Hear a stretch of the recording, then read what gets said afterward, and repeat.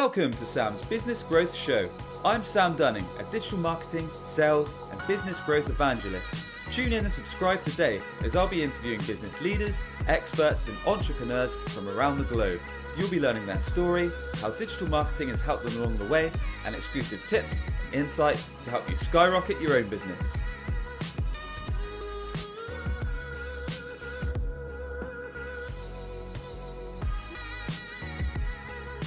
And welcome back to the show. I'm excited to be joined by Josh Braun today.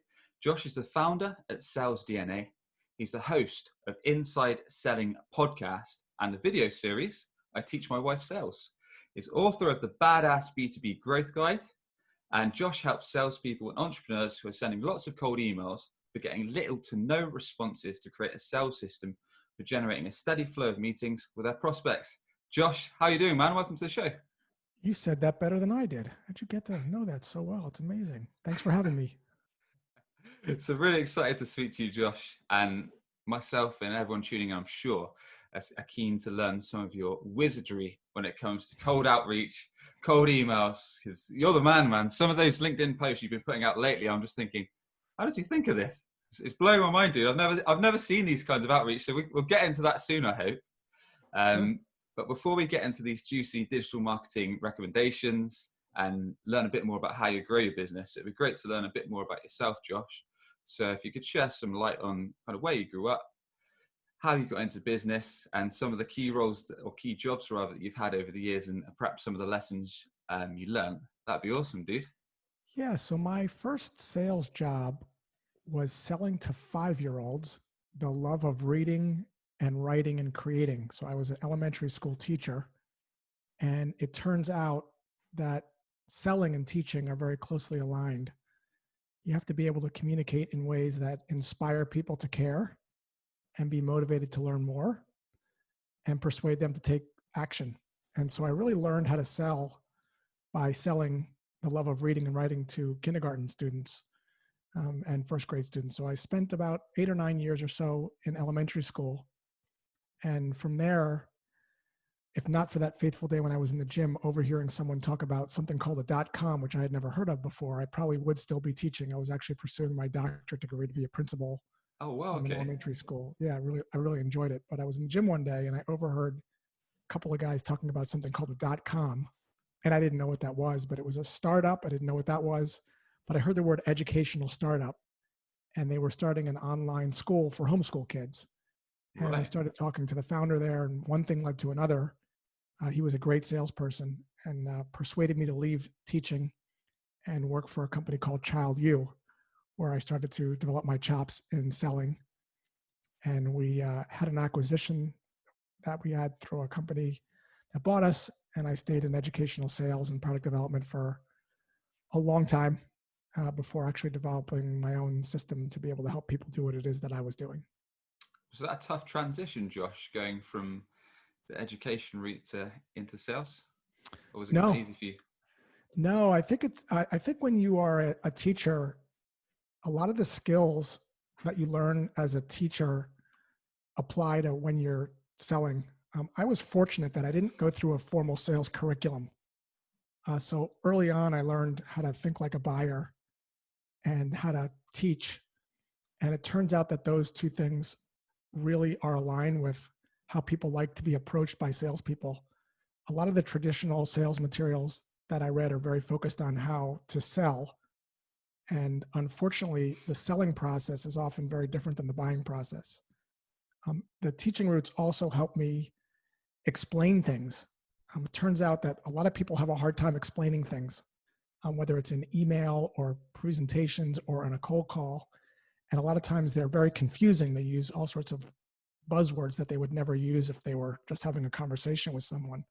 So because I have roots in education, I understand how to explain things in ways that are interesting and informative and also clear. And so I think, again, a lot of the skills, translate. Definitely. And from my experience, I'd say that's something that's somewhat lacking, especially in the sales profession, clarity and getting a clear message across. Well, look, man, I a while back, I guest lectured at the University of South Carolina. And while I was there, I sat in on a few classes. And the professors, they knew their domain, just like I'm sure salespeople know their domain. But most lectures I sat in were boring and they didn't inspire me. And some of them were even downright confusing. And like anything that you're good at, whether you have a hobby or anything, explanation is a skill. Understanding how people learn is a skill. People go to school for 4 years to learn how to be a teacher. And so oftentimes it's a skill we take for granted. We think, oh, I can just explain stuff. And it turns out the majority of people are terrible explainers. And they just confuse people. And as Donald Miller says from StoryBrand, when you confuse, you lose. Because people just have to burn too many calories figuring out what the heck you're talking about. Really good point, especially when there's so many technology companies, software as a service companies that are selling such complex solutions now that do so many different things. Getting that into something perhaps you understand after you've had your training as a sales rep, but then putting it across to your customer, not always an easy task, right? Well, the problem is that you think you have to talk about your solution, and your solution really doesn't have any inherent value without a problem. And so when you start to lead with the benefits of your solution and you start talking about your product and you're talking to people that are already getting the job done the best way they know how, there's this incongruence that's created, especially when you're going outbound. And so when you're vomiting that stuff at people, typically you don't get the response rates that you want to get. And again, this really gets back to fundamentally understanding how your prospect is getting the job done today and what sucks about it. And the challenge is that most salespeople have never done the job of the person that they're reaching out to. So they end up speaking a different language. They're not speaking the lingo. They're very generic. They're using a lot of buzzwords, and therefore they get ignored. They're yet another white circle in a sea of white circles. They're not like the green circle. Got it. So what we're saying is a lot of salespeople don't really know, or not necessarily even just salespeople, business owners, small business owners, whatever, don't really know the language that their ideal customers are speaking, how they want to be spoken to, and these kind of things. Perhaps we could get into that shortly and how the best way is to understand that. What was the next journey for you, Josh? So you got into sales. You started doing well, right? And I know you've worked for some fairly sizable companies as well over the years until you founded Sales DNA. So Yeah, perhaps... I worked for a company called Jellyvision, and we made the complicated subject of medical benefits and selecting your medical benefits easier to understand. And so I worked there in a sales capacity for a while, and then I headed up sales at a company called Basecamp that sells project management software, collaboration software, before deciding to go out on my own. I think it's been about 2.5, 3 years ago. Got it. Cool, man. So in terms of business growth or marketing or sales strategies, were there any lessons or stories that you could share with us that might be of value to our audience, which are typically business owners, sales professionals, or marketing professionals, that happened at those organizations you were at until you decided to go out on your own? Yeah, I'll tell you the number one lesson that I learned, which is most people don't know what makes the person that they're reaching out to happier. Like, it's really as simple as that. Let's actually talk a little bit about what I mean by happiness, because what makes you happy, Sam, as a young, good-looking guy out there, is different than what makes me happy. So your prospects, what makes people happy? Well, there's really 3 things, and only 3 things, that make people happy, work-related, right? Happier at their job. I happen to be a triathlete, so I'm going to tell you all these stories through the lens of being a triathlete, but you could certainly apply them to your prospects. So thing number 1 is I'm going along on my bike and I have a flat tire. It would make me happier if you can give me a new tire so I can get on my way. That's an inbound lead. Like, you're going to get those, and those are fine. But those people are also going to be looking at lots of different tire companies, shopping it around. The next bucket is I walk into a bike store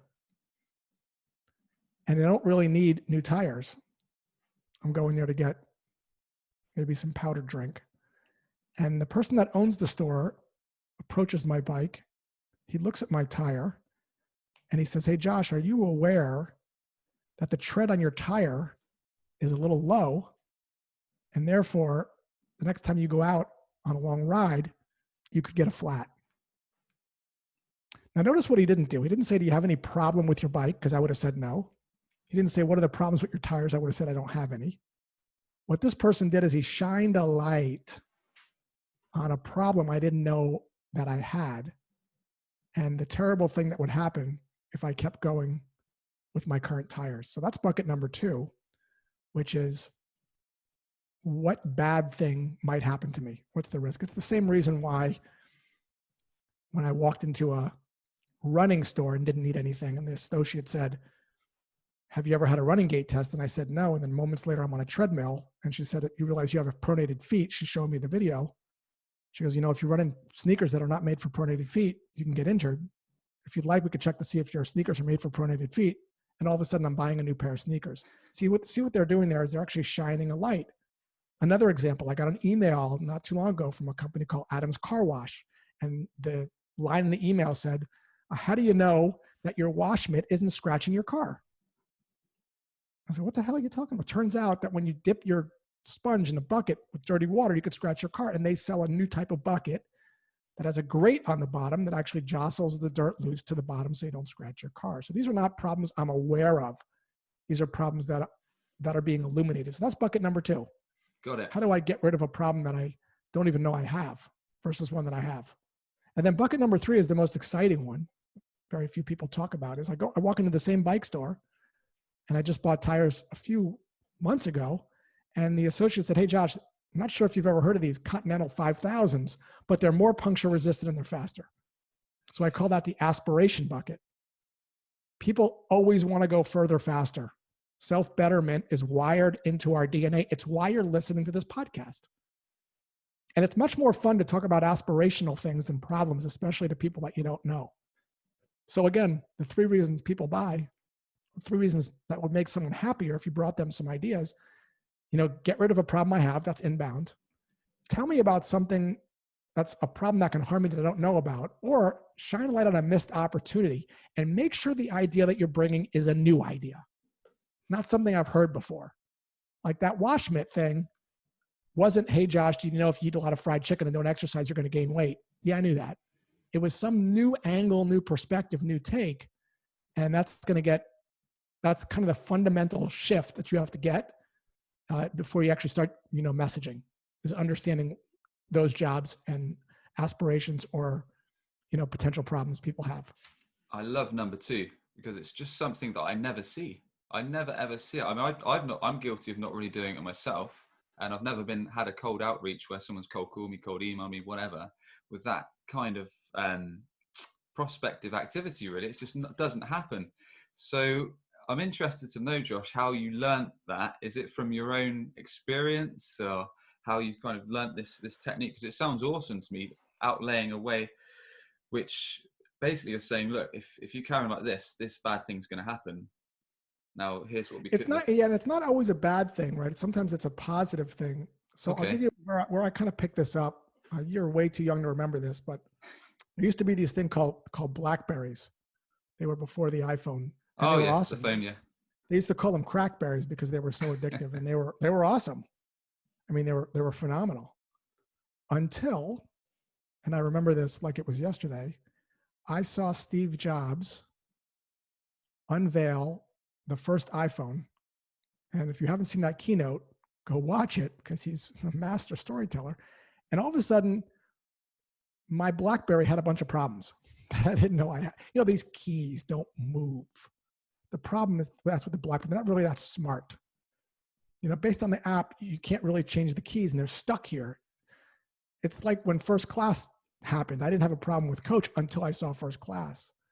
So that was very instrumental in this idea of making people think differently. I think when you do outreach, the idea is to make people think differently, not to pitch. Because when you come across too strong in an email, it's a turnoff. But when you make people think differently by these questions, like we'll do one on you. I mean, what a lot of podcast hosts hate about running a podcast is editing. Things like removing ums and ahs, normalizing audio, creating show notes, IP3 tagging for iTunes. Would you be open to a lesser known idea that other podcast hosts are using, like Josh Braun, that upload a podcast edited with show notes in less than 15 minutes. What is that? Right. So that's knowing what would make you happier, because if you're like me or run a podcast, that's a kind of a painstaking process. It's funny you should bring that up, actually, Josh, because I've literally just started outsourcing the work for my podcast to a friend because I was getting so overwhelmed by it. Trying to put out 3 episodes a week was taking up a lot of my time, and it was starting to affect my selling time. So yeah. It's funny that you should bring that subject up, because it's very, very relevant right now for me. That's a key thing. It's because I've done the job that you're doing. And that's why I was able to say, remove ums and ahs, normalize EQ levels, show notes, tagging for iTunes. Like, the reason I'm able to be crispy and specific is because I've done the job. Salespeople, entrepreneurs that are selling to people where they've never done the job, they don't sound like that. They sound like this. Hey, Sam, I'm gonna help you optimize your podcast in a 360-degree platform. Like, what the F is that? Like, what do you mean? It's just not crispy. So true. Right? Love that, man. Okay, awesome. So, so you worked at some big organizations, like you were saying, Josh, and then you decided to take the leap to start your own business, right? You started off on your own. What was the process behind that? What was the thinking? What made you decide to go out alone? A momentary lapse in judgment. Huge mistake. No. I have a strong passion for teaching. As I mentioned earlier in the podcast, I wanted to be an elementary school principal.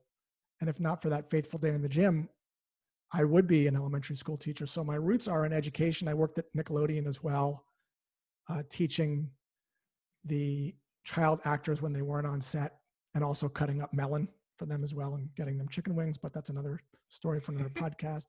My roots are in education. And then I sort of accidentally fell into sales.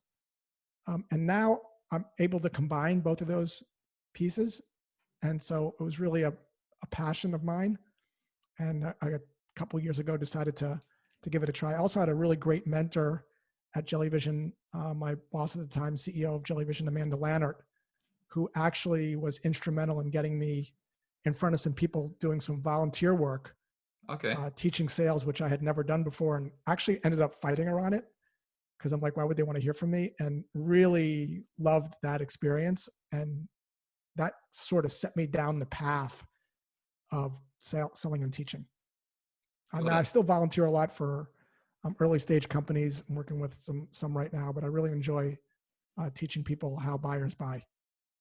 Awesome. And how was it starting up your business, Josh? Was it hard work? Did you already have a client list ready to rock and roll, or were you starting from the ground up? Tell us a bit more about how you managed to build it up. I put on the website and then I went to bed, and the next day there was like $50,000 transferred into my bank account. It was incredible. The dream. It was amazing. I don't even understand how it happened. No, it took a couple years. The number one thing that helped me grow my business was when I stopped thinking about how to grow my business. I stopped looking at internet marketing. I stopped looking at all that stuff. And all I started doing is just teaching. I just got on LinkedIn and I just started teaching. I viewed myself as a teacher and my audience as students. And I would create posts every day on topics that I thought were interesting to me and hopefully to other people, using experiences that happened in my life. And that has been instrumental in helping me generate a consistent flow of conversations and revenue for my guides and my courses and my challenges online and my speaking gigs. It's been phenomenal. Brilliant. So LinkedIn's had a pretty big part to play, it sounds like. It's not so much the platform as it is, can you teach people things that are useful, that make them smarter about a topic they're interested in? And can you do it in a way that not only informs, but that's a little different take on something? And can you do it in a way that's actually entertaining? So I'm really big on storytelling. The series that I have with my wife, there's lots of ways you can teach sales, but when I bring my wife into it, something happens with her mother-in-law, with her mom, and we talk about it, and there's a sales lesson. It's just another interesting way to teach. And so I'm always thinking of ways, how can I teach things in ways that are entertaining, informative, that will also help people get smarter about things they care about. I'm meticulous about the teaching. I'm always thinking about how do I teach this concept in a way that is going to be entertaining to people. So each post is typically thought of in the context of some, story. It's usually not, facts spit at you like Ben Stein of Ferris Bueller fame, because I don't want to put people into a sleep-induced coma. Again, I'm using references, Sam, that you have no idea of because you're a young guy. You're luckily. Ferris Bueller, I've seen Ferris Bueller's Day Off. Great film. Oh, okay. Enjoyable All right. film. Good. You're with me. But no, I love what you said, entertaining, informative, and also teaching. So I know, Josh, I spend sometimes, I get up in the morning. What I should be doing is prepping my LinkedIn post for the week, because I like to put out content just like you pretty much every day. That way I'm staying top of mind for my ideal prospects, building my network and building a steady stream of inbound opportunities, which anyone tuning in that's not yet doing it, please do, because it's going to grow your business. LinkedIn's the long game, and it's going to help you build up a personal brand and get leads. But yeah, sometimes I just it's not a personal brand. So that's the thing. Like, it's just you. Like you're not a brand, you're a person. And it's not just posting stuff, because you can post stuff and it's junk. So true. So yeah, you have to have some unique point of view, and you have to level up how to teach and how to explain. So how do you do that? Well, you learn how people learn. You get a book called How People Learn. You get a book called The Art of Explanation. You study people that are great explainers. You start to read articles that you really like, and you start to study the structure, and you start to mimic it. But you're just not posting just anything, because the world is going to ignore you if you're just posting, did you know if you eat fried chicken all the time and don't exercise, you're going to gain weight? Like, it's not interesting. So you have to be interesting. Otherwise, people aren't going to be interested. I'm enjoying this, man. You answered the question before I asked it. So I was going to ask, how do you think? Because I know sometimes in the morning when I get up and I want to put out a LinkedIn post straight away, I'm thinking, I want to tell a story. I do want it to be quite entertaining. I want it to get traction. I want it to be informative. And I want it to be a subtle hint at the problems that my product solves. So like you say, consuming content in that way makes sense. Yeah, I don't really care about traction. Okay. I don't care about views or gain. Like I just, if you start thinking about traction, it sets all sorts of weird behavior in place. You keep checking stuff. You get depressed if it doesn't get whatever traction, whatever the fuck that means even. Just find out what would make people happier, what topics they care about. And hopefully you have a take on those. And if you don't, then you can't. you have to have an interesting take and an interesting perspective. And then yes, you have to be consistent. You have to, like a 401k plan, you make these deposits, and you're not going to see anything day to day, but over the course of a couple of years, these invisible salespeople, which are your posts, keep working for you. Like this podcast that we're doing. I get people calling me from podcasts that I've done. I don't even remember the podcast. It was so long ago. So these agents work on your behalf while you're sleeping. They're your invisible sales force. If you can sort of crack the code on the art of explanation and having something interesting to say that isn't just something everyone else is saying. Got it. But again, it's not a brand, dude. You're just a person. You're not a brand. You're just a person saying some stuff. I've been talking to Daniel Disney too much, man. I don't know who that is. Okay. We'll have to introduce you. He's a guest we had. He's a bit of a LinkedIn guru, but I can't meet anybody during quarantine. I'm not meeting anybody, not even virtually. You can never be too safe. Right. LinkedIn aside, let's move on to some other marketing channels. So we know that you're a bit of an email cold outreach wizard. So I'm guessing that's one of your favorite channels. Perhaps not. But tell us a bit more about some of the digital marketing channels. Don't necessarily even have to be digital, perhaps some digital, some offline channels that you've had success with that you recommend that any business should be looking at. So have you ever seen a good movie? I have. Have you ever seen a bad movie? Of course. You ever read a good book? Sure. Ever read a bad book? Sure. So it's not the book. It's not the movie. It's not LinkedIn. It's not video. It's not cold email. It's not voicemail. It's not video. It's not holograms. It's not whatever the next thing is. Those are just delivery mechanisms. Those things are going to change all the time. It's the person at the center of that never changes. There's a person you're trying to communicate with to make them happier. So you have to start understanding who that person is. And it's one person. It's not a company. It's not an industry. It's not a culture. It's a person working at a desk, trying to get his or her job done the best way they know how. They're in the kitchen trying to make French fries with a knife. It's taking an hour and a half to make the fries. Some fries are crispy and some aren't because they're different sizes, but that's just how I've always made fries. It takes an hour and a half to clean up the kitchen. And sometimes I even cut my finger by accident, but it's the only way I know how to make the fries. And I've been making them this way for so long, my head is in the fries. I don't have time to think about any other way to make the fries. That's what I call crispy understanding of someone's job. Can you visualize your prospect the same way you just visualize that infomercial? If you can't, stop sending emails because you're going to start to burn out your addressable market. How do you get to know the job that someone's going to get done? It's a secret, but I'm going to tell you guys. You just have to talk to some customers that bought within the last 45 days using an interview technique called jobs to be done, which we don't have to get into in this podcast, but you can Google it. And jobs is unique in that it's the only technique that I've ever bumped into that actually gets you to the reasons why people bought. And you can't ask people why they bought because they don't know. You ask someone why they bought PX90, they'll say to lose weight. But when you do a jobs to be done interview on them, you start to learn that they were going to their reunion and they didn't want their thighs to rub together because they wanted to hook up with the person that they never got to be with in high school. You get these really crispy nuggets that you then use when you reach out to people. So the example that we gave earlier, when I said, hey, one of the things that podcast hosts hate about running a podcast is editing. Stuff like, and here's the crispy stuff, removing ums and ahs, normalizing audio, playing with EQ levels, tagging, creating show notes, etc. Like, the reason I know that is because I've done the job. And if you haven't, talk to some customers, listen to inbound calls, not about the demo, but what was going on that prompted someone to want to talk to a salesperson, because that's the last thing in the world anyone wants to do. Like, what were the events and circumstances leading up to that? Nobody wakes up one day and decides to buy a $10,000 mattress or a car or expensive software. They've tried a bunch of stuff that didn't work. I want to know, like, what was the struggle?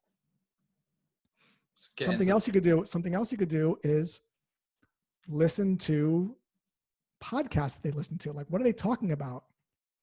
Or even attend webinars that they're attending. But you got to get closer to your customer. You can never know your customer well enough. You know, as a copywriter, one of the things that most people don't know is what copywriters talk about when we all get together isn't copywriting. We talk about the person we're trying to reach out to. How can we better understand them? How can we get crispy? Love that word.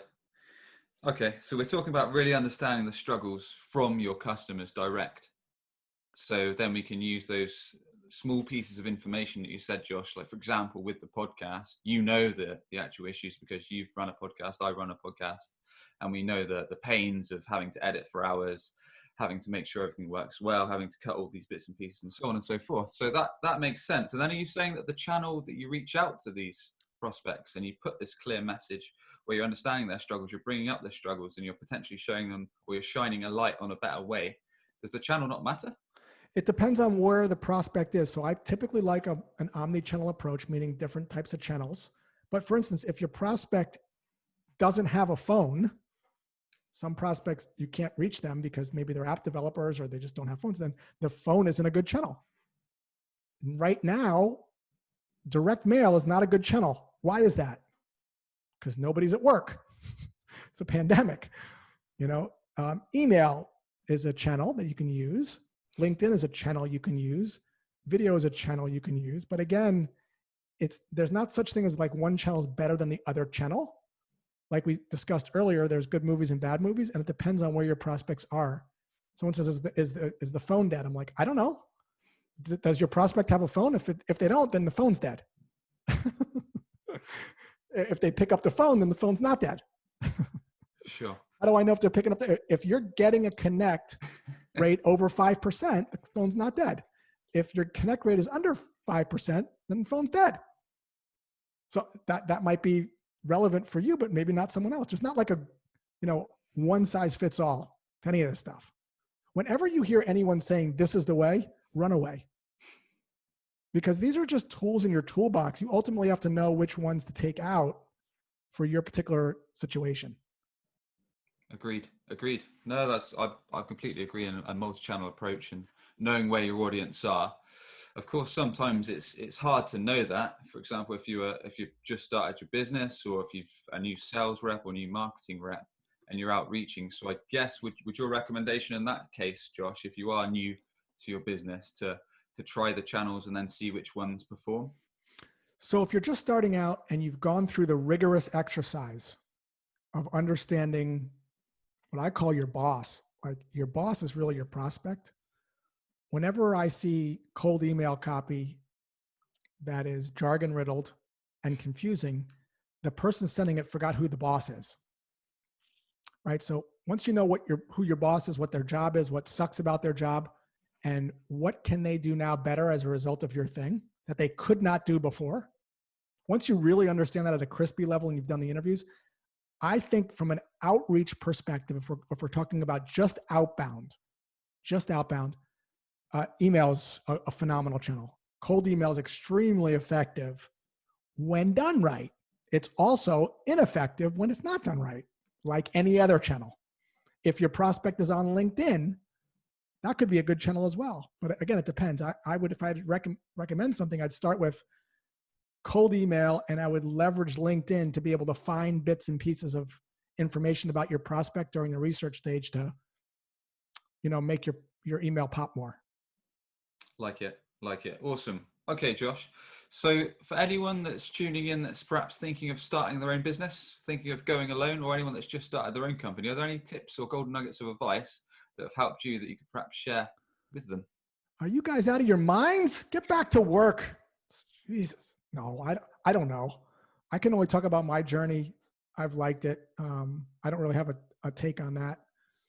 I'm not like Gary V or anything telling you work 90 hours a week. I've had a great time during my journey. I've really enjoyed it. Appreciate the honesty, man. And do you have any daily habits? Quite a lot of our guests have all sorts of habits. Are there any habits that you like to follow, Josh, that I think have helped in your success in sales? Well, and business? lately my wife has been making me play rummy cubes at night for the pandemic. It's Playing been, what, sorry? Rummy cubes. It's this tile game. No, so every morning I get up, I write. Every morning, I carve out about 45 minutes to an hour to write. Okay. I like to meditate. I have a bike that you can kind of see in the back there. I'll ride that as well in the morning, and have a little oatmeal. That's pretty much my routine. Nice. And you're a triathlete, right? I am. So the training behind that is pretty rigorous. Because I think, if I remember right, have you done an Ironman, or you're thinking about doing one? Or I did my first attempt at an Ironman about 10 months ago, but I did not finish. I got 94 miles into the bike before I dehydrated and had to get rushed to the hospital. So I will be back in 2021, but I have not finished a full Ironman yet. I've done several half Ironmans, a bunch of Olympics, but never have not completed a full yet. Seriously impressive, dude. Still very, very impressive. I mean, thank you. I appreciate that. I love fitness. I love health and fitness, but an Ironman just gives me nightmares. The thought of it, man. But the point I was trying to get to was, how would you compare that to selling, marketing? Are there any lessons that you could take from the vigorous training that you put in and the strain that it puts on your body that we could then perhaps relate, that have helped you in the sales and business world, perhaps? Yeah, I mean, I think there's something to be said for showing up consistently.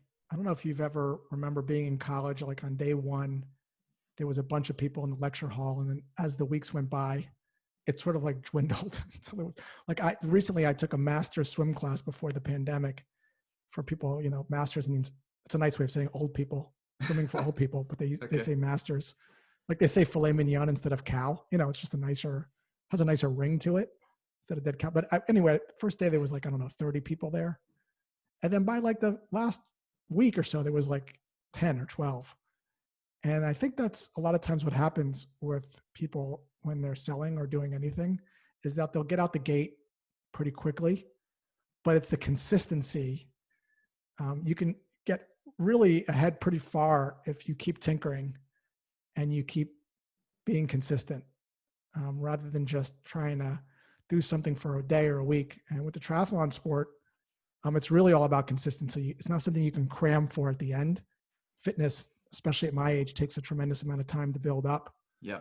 So, taking a step, and even when you don't want to, a lot of times I'll wake up and the last thing I want to do is go on a 2-hour bike ride and then go run. But you make yourself do it. You just go, you get dressed and you just start pedaling and you're on your way. And so to the extent that you can actually create tiny habits for yourself, there's a gentleman by the name of BJ Fogg out of Stanford that does a lot of work on this, on how to build up habits for yourself. Not goals. I'm really not big into goals, because goals don't really form habits, but habits form habits. So, by way of example, when I first started running and first started working out, my coach said, "Hey, I just want you to get your stuff on and just go to the gym and then come back home." I'm like, "What?" I go, "What do I have to do when I get there?" He goes, "Nothing." Because he knew that if I went there and worked out for an hour, I'd probably never want to go back. So the idea of building tiny habits, BJ Fogg is a great person to read up on. I think is instrumental in sports and in sales.